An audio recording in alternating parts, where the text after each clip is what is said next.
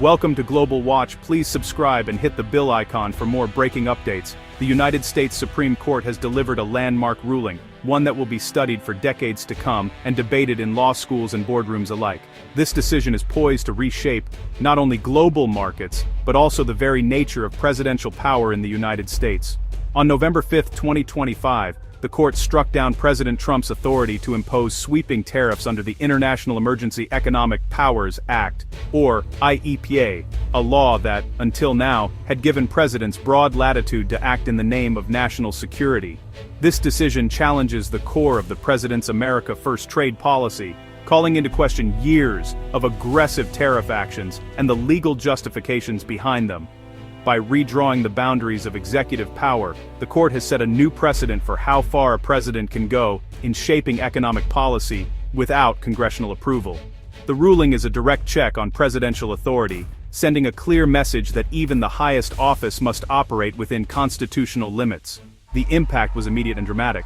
Businesses, governments, and consumers worldwide felt the shockwaves. Global stock markets surged in response to the news, and companies hardest hit by tariffs saw their share prices soar as investors anticipated a new era of freer trade and reduced uncertainty.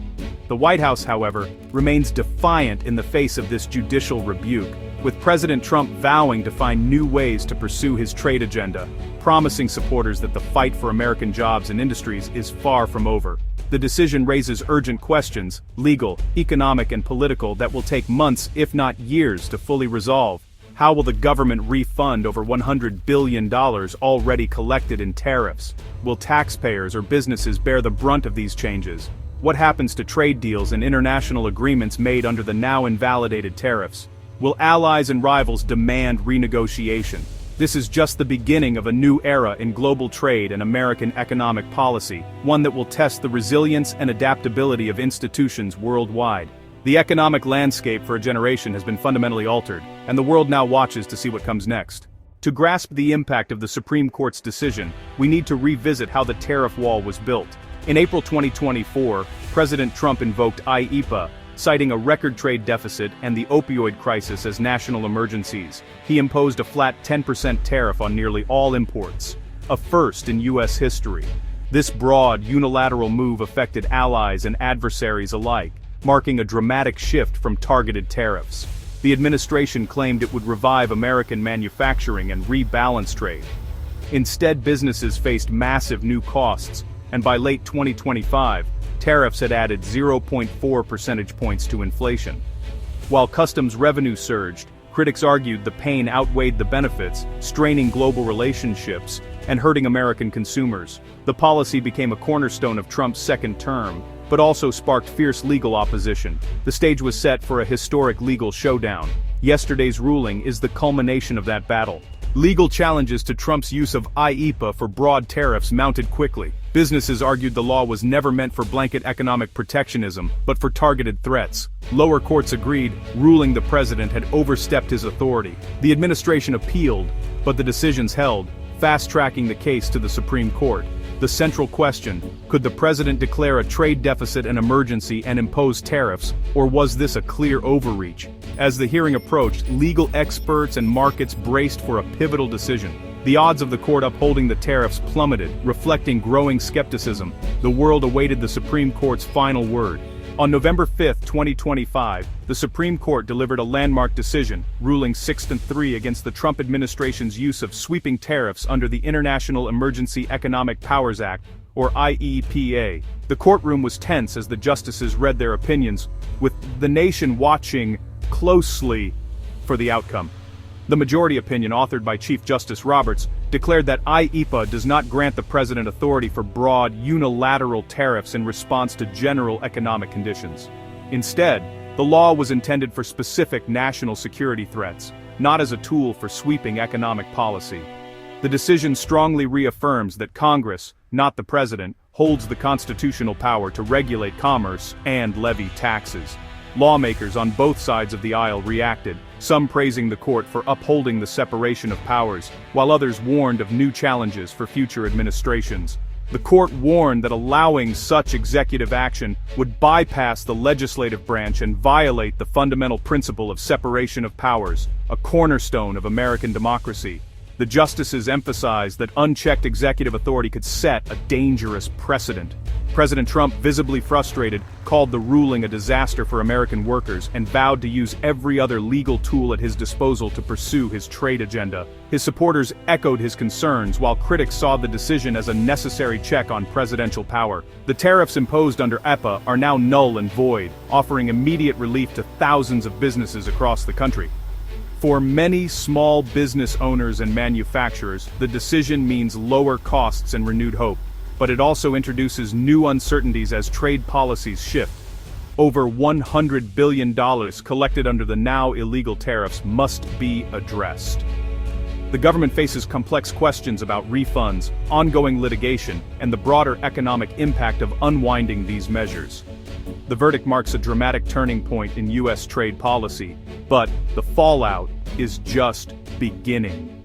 Markets reacted with volatility, and global trading partners are watching closely to see how the United States will move forward. The legal precedent set today will shape the boundaries of executive power for years, if not decades, to come. Legal scholars are already debating the broader implications for future presidents and the balance of power in Washington. The consequences for trade, business, and government are immediate and profound. As the dust settles, the nation faces a new era in the ongoing debate over presidential authority and the future of American commerce. The Supreme Court's decision triggered a surge in global financial markets. U.S. stock indices jumped, led by companies previously burdened by tariffs. For over a year, these firms faced higher costs and tough choices. Now they see a path to recovery. Consumers may soon benefit, as the removal of tariffs eases inflation and lowers prices on imported goods. The government, however, faces a new fiscal challenge: the loss of tariff revenue that had helped shrink the deficit. In 2025, customs receipts soared by $118 billion due to the tariffs. Now, the sudden loss of this income, plus the cost of refunds, creates a budgetary headache. The economic picture is mixed: relief for businesses and consumers, but new pressures on federal finances. As one problem is solved, another emerges. The ripple effects will be felt in wallets, boardrooms, and government budgets alike. The story of the tariffs is far from over. The government now faces the daunting task of refunding over $100 billion collected from the invalidated tariffs. This is an administrative challenge of historic scale, with millions of transactions to untangle. Interest payments could add billions more to the cost, straining the federal budget. Some economists see a silver lining. The refunds could act as a stimulus, spurring investment and growth. But the sudden loss of tariff revenue exposes the risks of relying on unstable income streams. The IEEPA saga is a cautionary tale for fiscal planning. The government must now fill a massive budget hole while managing the complex refund process. The financial fallout will shape policy decisions for years to come.